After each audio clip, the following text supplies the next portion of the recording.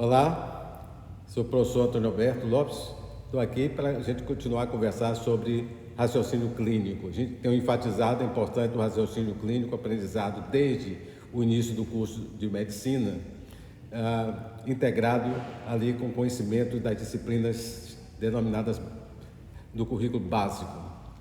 Aqui a gente vai falar sobre uma abordagem pedagógica para o aprendizado de raciocínio clínico, integrando a incerteza, a dúvida, da suspeita, ou seja, da hipótese diagnóstica, com a certeza advinda do problema clínico. O objetivo aqui é o desenvolvimento do raciocínio clínico do estudante de medicina que seja baseado em evidências, prevenindo vieses cognitivos e reduzindo o erro diagnóstico. Vamos partir aqui desse cenário. Apresentar o caso clínico, o professor ou a professora solicita ao estudante: elabore a lista de problemas com base nos dados apresentados e cite e justifique as suspeitas e as hipóteses diagnósticas para cada problema. Caso o problema, ele já não seja o próprio diagnóstico conclusivo. Ok, então nós estamos vendo aqui que temos aqui, nessa coluna escrita aqui, problema, hipertensão arterial e cardiopatia isquêmica, e temos aqui as suspeitas diagnósticas para cada problema.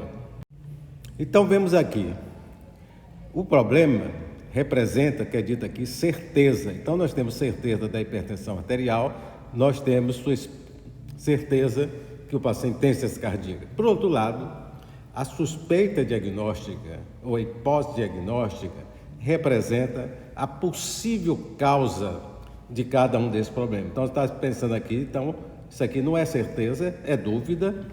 A hipertensão arterial seria causada por hipertensão arterial primária ou secundária. Da mesma forma, a insuficiência cardíaca seria decorrente de uma cardiopatia hipertensiva ou uma cardiopatia isquêmica. Aqui está perguntando, a doença pode ser colocada na lista como problema? Está dizendo aqui, sim, pode ser. Desde que exista certeza, o problema clínico pode ser representado por uma doença. Por exemplo, temos certeza que o paciente tem diabetes mellitus tipo 2 ou concluiu que tem pancreatite aguda. Então, certeza pode ser colocado na lista de problema. Uma síndrome pode ser colocada na lista como problema? Resposta, sim. Então, se existe certeza, o problema clínico pode ser apresentado com a síndrome, como vimos o exemplo da insuficiência cardíaca, poderia ser anemia. Então, as causas da insuficiência cardíaca e de anemia, nesse caso, nesse exemplo, representam suspeitas diagnósticas. Um achado isolado do exame clínico ou laboratório pode ser incluído na lista de problemas? Sim. Nem sempre é possível a certeza sobre a síndrome, qual é a síndrome, a doença, logo no início da investigação.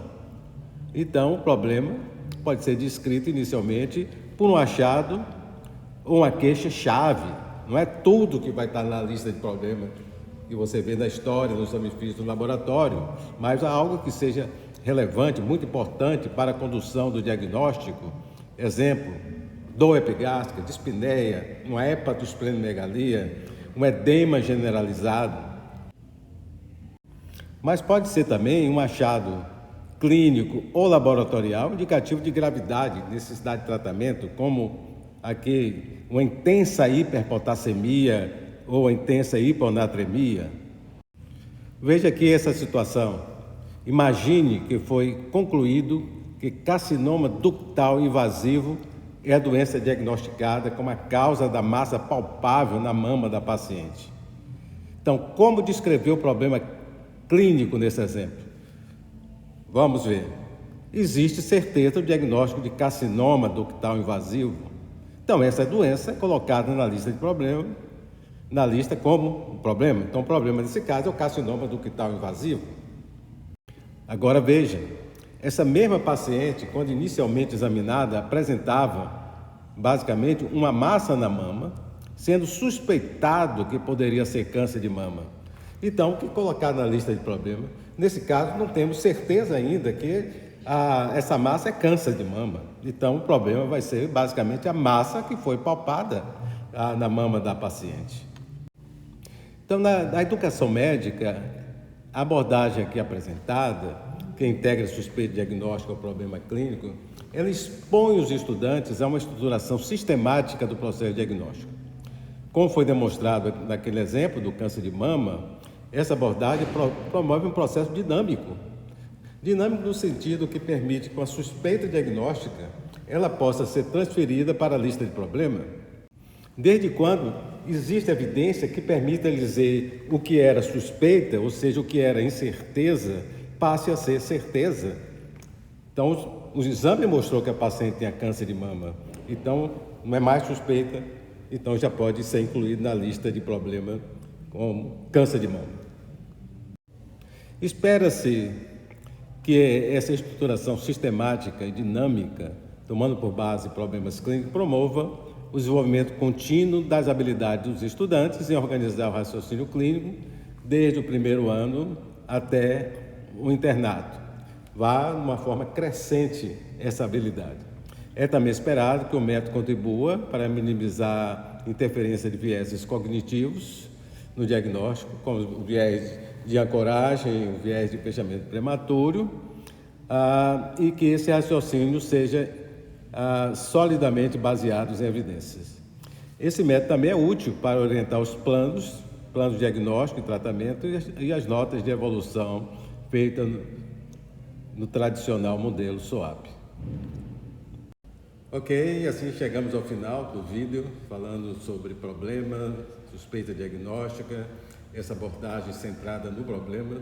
Espero que seja útil para os estudantes de medicina, para os professores.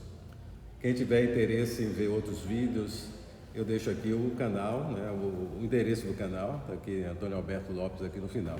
Então, eu vou fazer outros vídeos aqui, conversando de outros aspectos do raciocínio clínico, sobre vieses cognitivos, sobre script de doença e o NESS script, e outros pontos que considero importantes, como problem representation, ou seja, representação de problema. Então, vamos em frente. Então, até um próximo vídeo.